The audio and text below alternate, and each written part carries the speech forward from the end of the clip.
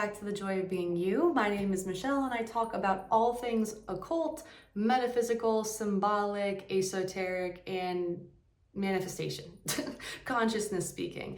I used to really dive deep into the Bible when I thought, scripture and like religion was like about this, I don't know, like belief you have of somebody bigger than you that's like guiding you throughout life. And then after going into it deeper, seeing how all of the books are heavily symbolic when understanding what each of the characters and things being mentioned actually mean, and how it all lends a hand to our consciousness, and how a focused attention creates reality. Before diving into any other explanations, I wanted just to say in my description, I have quite a few things available. I have an Etsy store called Aligned Illustration, where I have candles, stickers, like cute, fun illustrations, greeting cards, as well as really nice, like I think it's cool, I like it. It's cardboard acrylic art. So it says life is beautiful. Granted, it's probably like reversed, but I have quite a few of these. You can see little mouse. Where I just bring my illustrations to life. I really love doing this and I'm gonna keep creating as much content as possible, and you'll be able to see the progress of it as I continue on. So I have that. I also have a children's book called Who is the Voice That Lives in My Head? It's about the dual nature between your mind and your spirit, and it's for all children of all ages so long as they can read. And I think it's a good thing to have a subconscious impression on them talking about this stuff at an early age. So as they get older, they can really understand the concept. So I can like do my best to go through with it. I mean, these are one of my favorite illustrations just because it's very inclusive, very colorful. Let me just see a couple more. My other favorite one is the character Asha running on the track. But this is the mind running out of control, just like all of us when we're trying to manifest wealth or SP or the perfect place to live or the best relationships or the dream vacation. This book explains how to control your mind when it's in, going through a spiral. It's for little kids. I think it's fun. It's engaging. I want to continue the series. Just taking the time to illustrate it is a lot. So I'm working on it. I have that. I also have, t-shirts, hoodies, and like some cute stuff on my other link I have where it's just like scriptural apparel. So you can check that out. And I think that's it. I have Pinterest, I have a TikTok. You can follow me on there, check my stuff out. And that's all I got. You can order this book on Amazon as well. So without further ado, after that promotion, I'm going to talk about manifesting love. And I've said this before in another video, but I do not believe that self-love brings you love. Treat others the way you want to be treated, I think is like a good rule of thumb if you want to live your life that way. But coming from an energetic lens, we need to stop showing up being that humble. Because I think the whole self-love movement in the spiritual community, I haven't watched anything in months, so I don't know where people are at right now. But when I was in it and like learning about it, a lot of it is like, well, love yourself first, and like love what you do first, and like just love you, and then love will come in. And personally, I really don't think that's how it works. Because if you love yourself, that's awesome. Most people don't. I'd argue probably 90% of people do not love themselves. So if you're in that pool of 10%, that's amazing and good for you. That takes some work to get there. It takes a lot of inner self-recognition of who you really are to get there, which is I am that I am. Your consciousness is your reality. But just loving yourself won't inherently bring love in. I think you'll be more magnetic because indirectly, if this is the case, you love yourself. I would guess that means you also, it's not even that though. You can't love things around you just because you love yourself.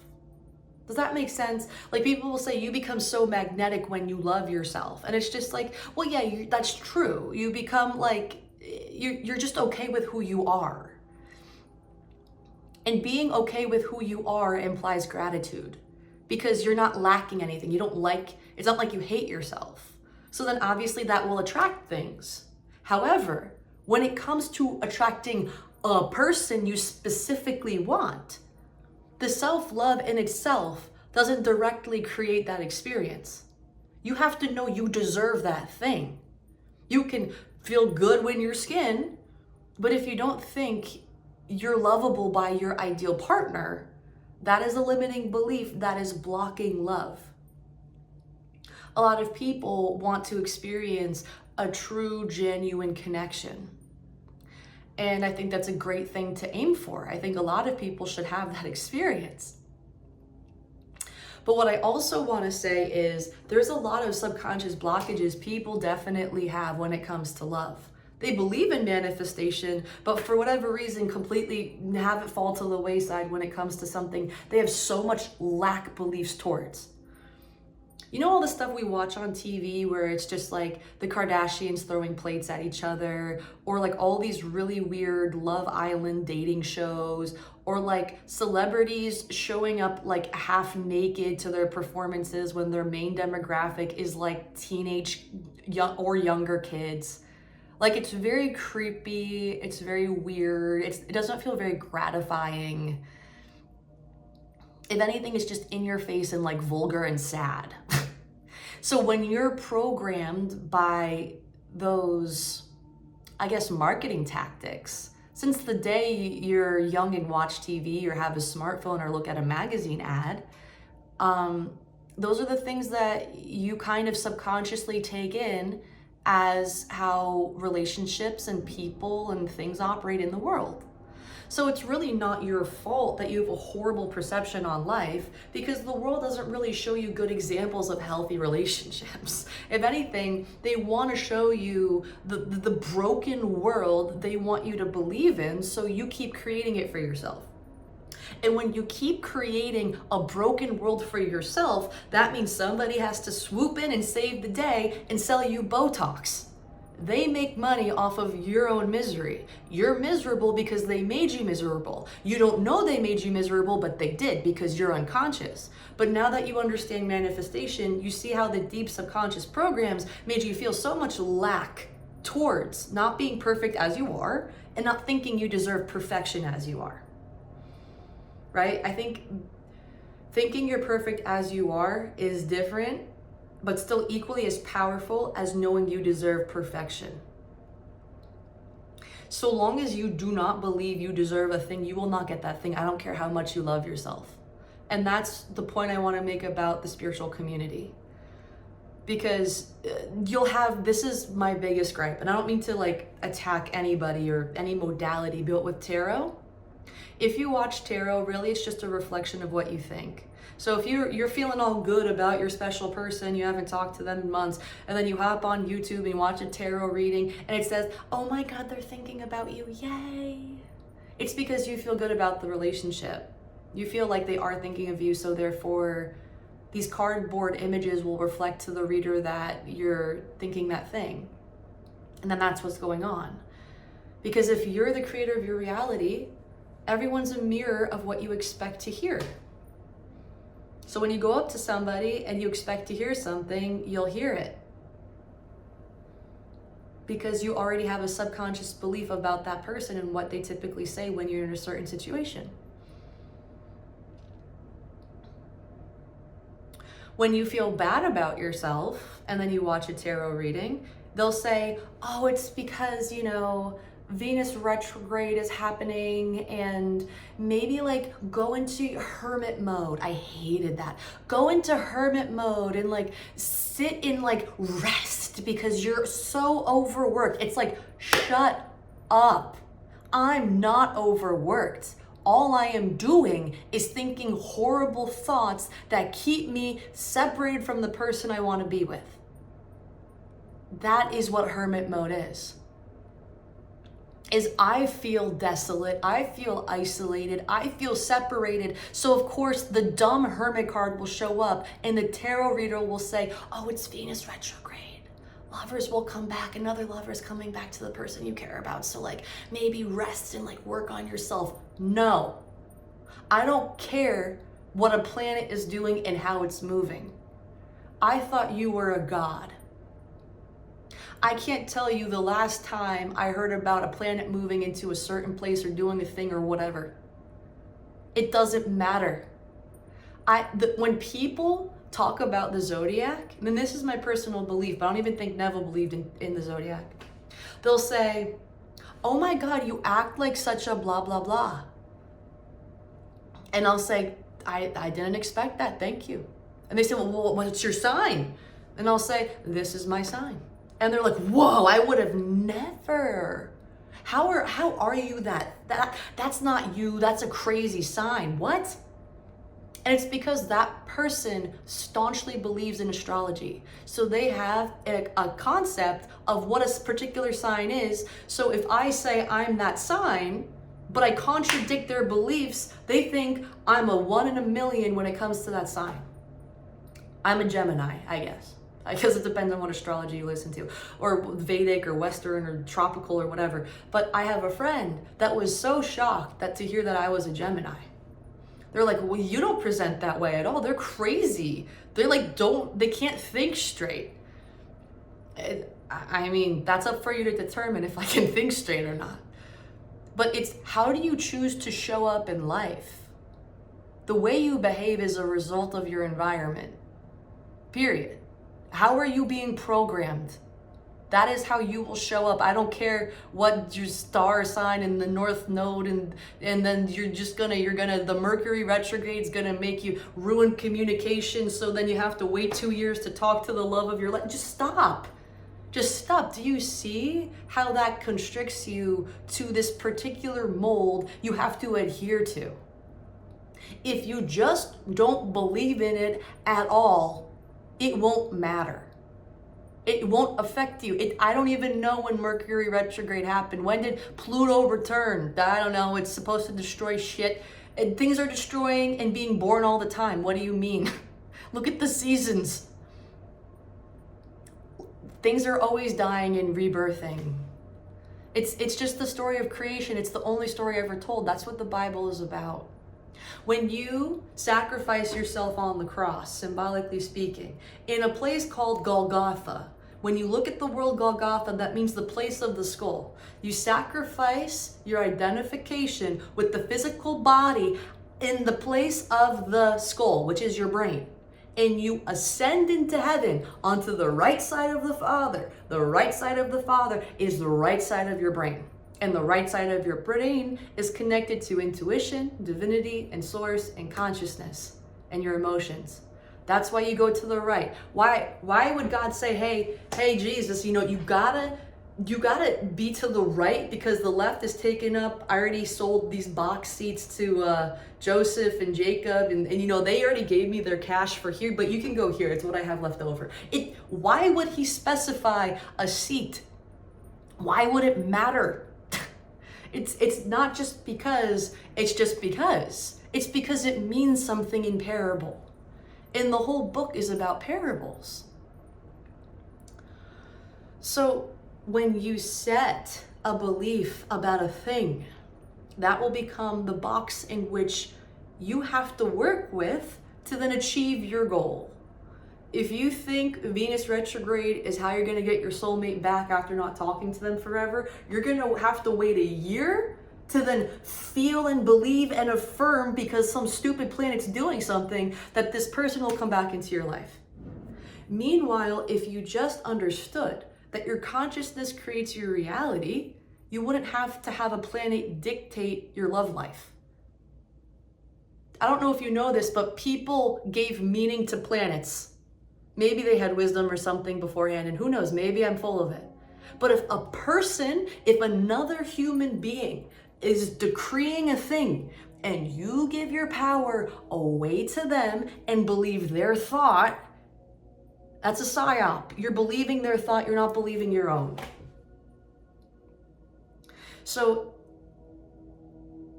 you can believe what you want, but understand your beliefs can pigeonhole you into receiving what it is you set an intention for. And I have a story for you of manifesting marriage in 2 different ways. Marriage was implied. It's not like an actual ring was involved, but rings were definitely mentioned twice.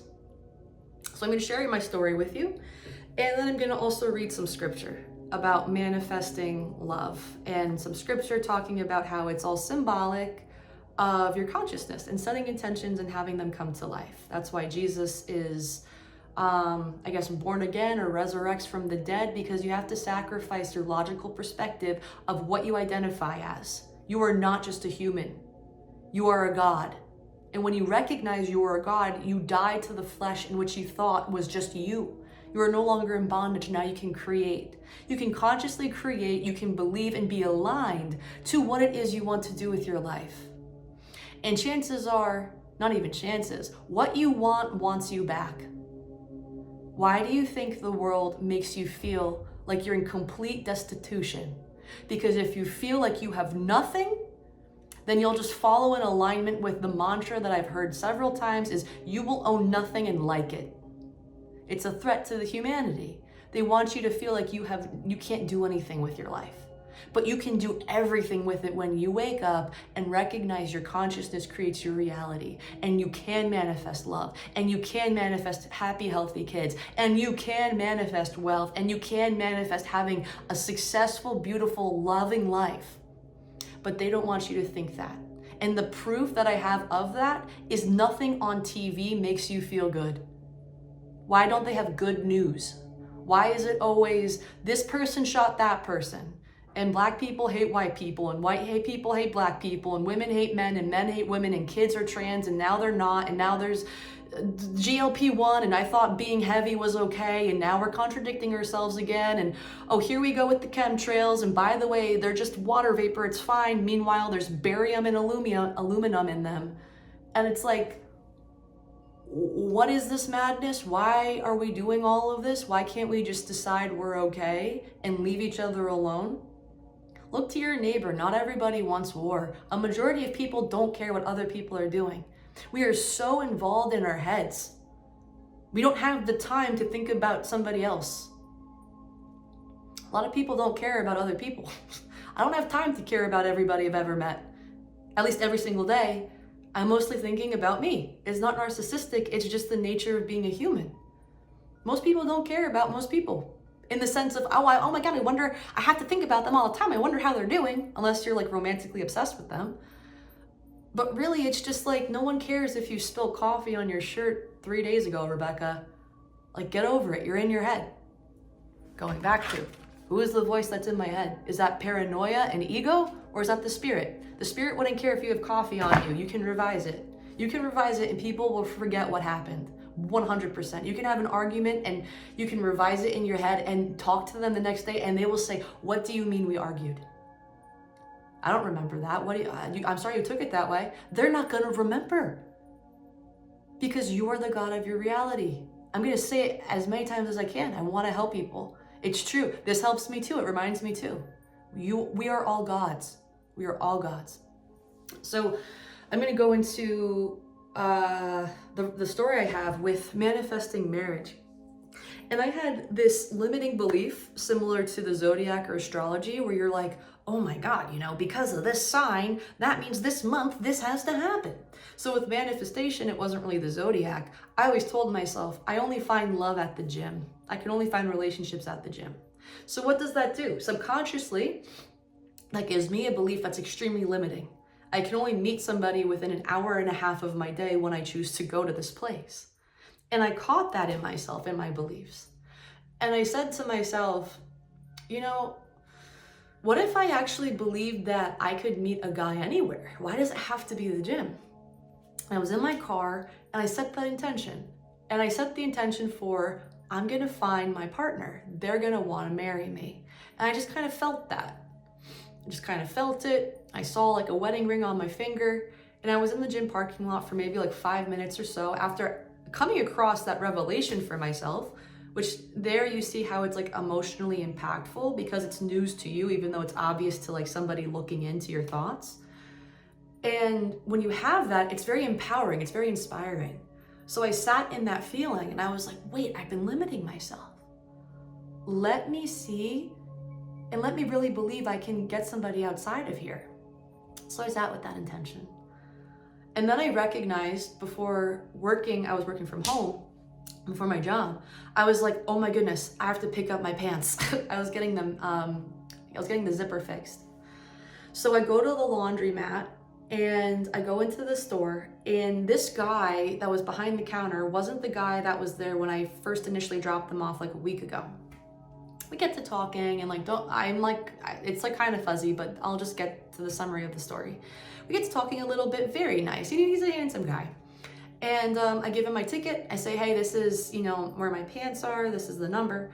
He goes in the back, grabs them, and I compliment his facility because it's very well taken care of. And I like when things are in order and things look clean. So I was like, you do a very good job, and I wish you nothing but success in your business. And he said, oh, thank you so much. And he took pride in that and was excited with that. So he shows me around the shop, and he's like, this is where the coats are, and this is where the seamstresses are over here. They'll work over here. And he's like, I've been doing this for X amount of years, and just really sharing his life with me. And I thought that was so nice. And I liked giving somebody the joy and gratification of running a successful business, just because I like feeling good and making people feel good makes me feel good. So I say, thank you for the tour. That was really cool. And I go to my wallet to pay with my credit card. And as I pay for my credit card, I go like this to tap, right? And as soon as I go like this, he takes my hand, flips it, and looks at this finger. And he says, what? No ring? This is my left hand. So that would imply the wedding ring. And I was caught off guard, but also kind of knew that he was a creation of me. So in the moment, it surprised me, but I was aware of where this was going. And if I set an intention for marriage, I clearly know where this man emotionally is. So just like that, I know what he's insinuating. I know what he wants. I know what he sees, which allows me to act very cool, calm, and collected because I created this experience. So I recognize that and I say, oh, thank you so much for calling that out. And I was like, no, I'm not seeing anybody, but maybe one day. And I put my hand down, and I forget honestly what he says. He's like, oh, well, that's going to be a lucky guy. And I think that's a very sweet compliment to say. So I say, thank you very much. I take my pants, I go in my car, and I thought, whoa, that was really close to like that like wedding vision that I had. Like that was kind of cool. So I get home, I hop in the shower, and I want to try on my pants afterwards. I reach for my phone and I say, get a text message from a number I don't know. I forget the name, but it's the guy from the laundromat. And he says, hey, Michelle, this is blah, blah, blah from the laundromat. I just wanted to ask you out. This man took the time to get my phone number from the system that I forgot I had to put in because they call you when your pants are ready, to reach out to me because the seed was planted that he was in love with me and wanted marriage.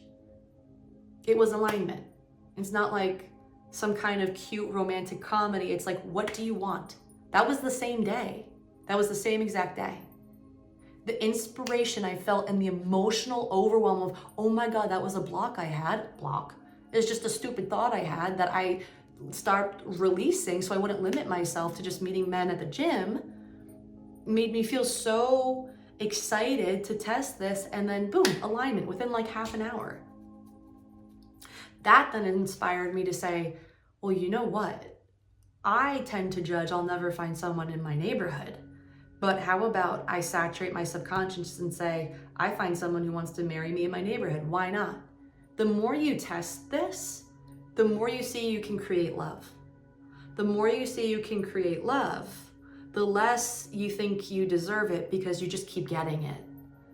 So if you don't like how somebody shows up, you can either correct it or move on and create somebody new. It's not to have an attitude towards it. It's to give you all of your power back so you don't feel lack. So you can create, you can make the perfect relationship. Fairy tales are real. Follow your dreams. It's not some abstract concept. It's what you're meant to receive when you're here. The point, I'm going to go back to my story, but also just as a side note, people with religion, and they say, you shouldn't want from the material realm. You shouldn't want all these things. What do you want to say about that?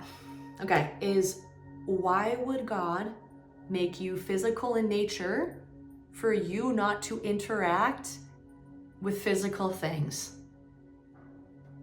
Why should you live a horrible, sad, low life if you weren't meant to interact with the 3D? That was done by society.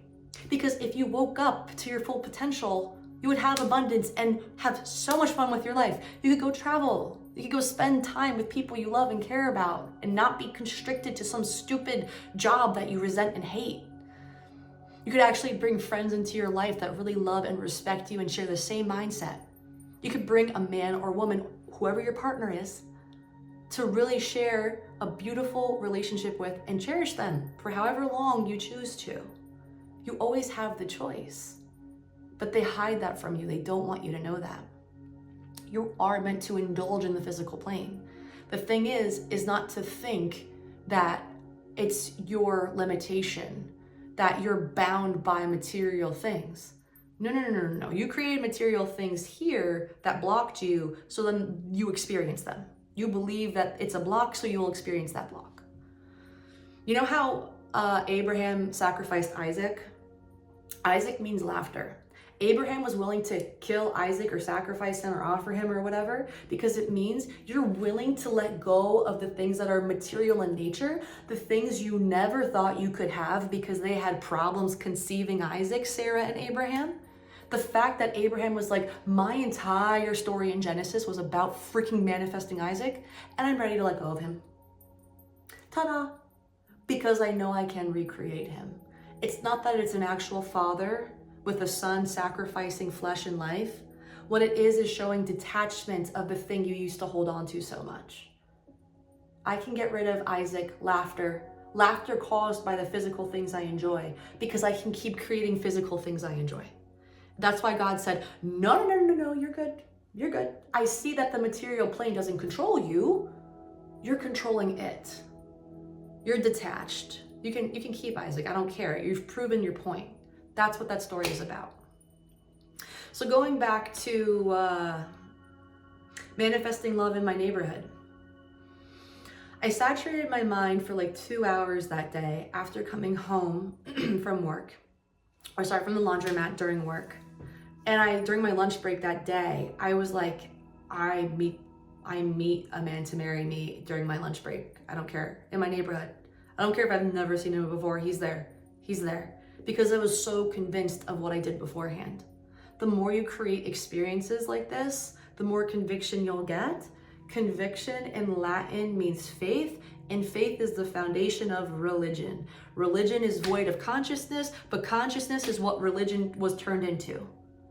They take the consciousness out because if you knew God was inside of you, you wouldn't be so afraid of a God outside of you that doesn't exist.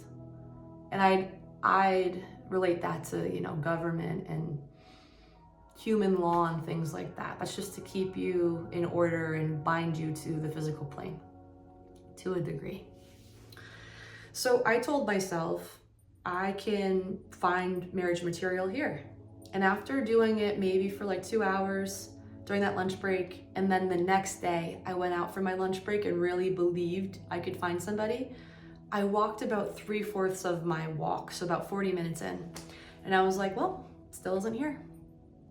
Still isn't here. But I kept telling myself, he's here, he's here, he is here, he's here. And I didn't let anything dissuade me. And about 20 minutes left. And it's not like I'm panicking. I was like, I'm good with or without it working. But it would be cool if it would work, honestly. And so I keep walking, and I run into one of my friends in the neighborhood. I give her a hug. She says I look nice. I tell her she looks nice because she did. We catch up a little bit, and all of a sudden a work van just kind of drives past us, like a little bit. It stays for a second. And then after I'm done talking with my friend, I keep walking. And I don't think anything of this van. Keep walking. And as soon as I get to maybe like a couple 100 feet in front of me, the work van stops and I hear a man inside shouting out. And I look to him and he's like, hey, if you don't mind, can you help me out? So I walk over to the van a little cautiously, but I had a feeling that this would be the intention set. which spoiler, it was. And this man says, hey, can you let me know what food places are around here? And where I am, there's food places everywhere. Like, you'd have to truly be blind and deaf and unable to walk to like not eat. Like, it's just, they're everywhere. So his question was kind of silly to me. I'm like, you clearly have a working phone. You could like look it up and notice that it's like right, everything's like right there. But I ignore that because I know what's going on here. Obviously, you used me as a way to talk to, when you're like connecting about food, because you're interested in me, not because of the food. So how else would you talk to me? Bridge of incidents, we're gonna talk about food. So I say, okay. And I bring up different places. He says, oh, okay, that sounds great. Thank you so much. And he's like, by the way, I just wanted to say, you look beautiful. And I said, thank you. And I said it with confidence and with pure acceptance, because I knew what was happening as it was happening in front of me. My intentions were playing out. And that's how manifestation should always work. You know you're God. Don't be surprised when it happens. And knowing that and being in that power makes you waver less in the future when you remember what you genuinely do and what you create. So we got to talking, and he was joking around and said, do you mind if I take you out sometime? And I said, no, that would be okay. I'd really like that. So we exchanged numbers, and he looks at my hand and he says again, so are you not married? And I was like, if I took your number, why would I be married? And he was like, I don't know, like, I'm just double checking. And I went like this, and I'm just like, no ring on my fingers, I'm good, I'm clean, like, as a joke. He laughed a little bit and drove off. I keep walking up the hill, the van stops again, and he's just like, are you positive you're not married? And I was like, no, I'll text you later. And he said, okay, I'll talk to you later. Then he drove off. Why is it that both of those experiences focused around marriage? It's because my thoughts were saturated with that. So of course it happened. This was within days of each other, like 48 hours or 24 hours. If you decide, it will come to pass. That's it. And the more you practice a focused attention, the more you'll see love is always abundant. Love is always finding me. You can create as many people as you want. It's not to screw around with emotions. If you genuinely believe that they're okay, they will be okay. I've done that before in a situation that was very emotional, coming from where they were from. I didn't have the guts to separate myself. So I said, instead, it's taken care of. And what happened? The day before that, they were texting me, calling me, saying, I can't wait to see you the next time. As soon as I decided the next day, crickets. Never heard from them again. Because I didn't want to hurt them. I didn't want to say the news. I didn't want to get on the phone. I didn't want the responsibility. And I just prayed, they're fine. And they're fine. Because it has to be. You don't have to know how. It's just, what do you think? And it will come to pass. This is already pretty long, but I want to talk about, in this book, the Neville Goddard, The Complete Collection, there's this passage where it says, it's talking about Jacob. And it says, as Jacob, you may wrestle through the night with an idea, and all ideas come down from heaven to take flesh. Meaning, what you think up here gets created in your physical plane. If you will not take no for an answer, but persist in the feeling of your wish fulfilled, you will be blessed with its externalization. Going with my, marriage theme. Jacob wrestles with an angel through the night because the night is your subconscious and the angel is the angle of light in which consciousness is, and you're trying to take that level of consciousness, that idea, and bury it into your subconscious, the night. You're trying to conquer it, you're trying to become it, you're trying to just rationalize with it, It's not that you want to overpower the angel, It's that you want to integrate it, because that angel is a thought.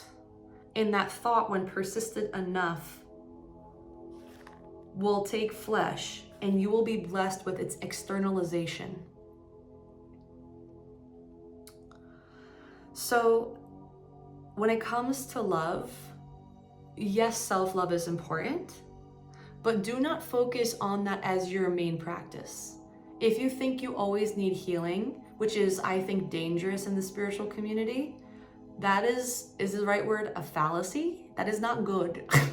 Because if you say you always need energetic healing, the goalpost for you to get ever better is getting further and further and further away. If you just say, nope, I'm perfect, I'm gorgeous, why wouldn't I be? Of course I'm perfect. I'm flawless. Everyone thinks I'm a model. Everyone thinks I'm gorgeous. Everyone thinks I'm handsome. Everyone has their heart skip a beat when I walk into a room. I'm everyone's favorite person. Everyone wants to work with me. I'm everybody's best friend. People always reach out to me to hang out. People always think of me first. This is fun. People think of me first all the time. People always think of me first. They always want to do fun things with me. If you saturate your mind with that, you will get bombarded with texts from your friends. It's really funny. Even at work, people will want to work with you. You will get a raise because you're everyone's favorite person. So with that being said, I hope you enjoyed my video. If you like my content, my artwork, I appreciate all of the support that you would give me and are giving me. Feel free to like, share, and subscribe if you think it'll help somebody out there. And until then, check out my Etsy, check out my shirts, my hoodies, my children's book. That's all I got. All right, take care. Bye.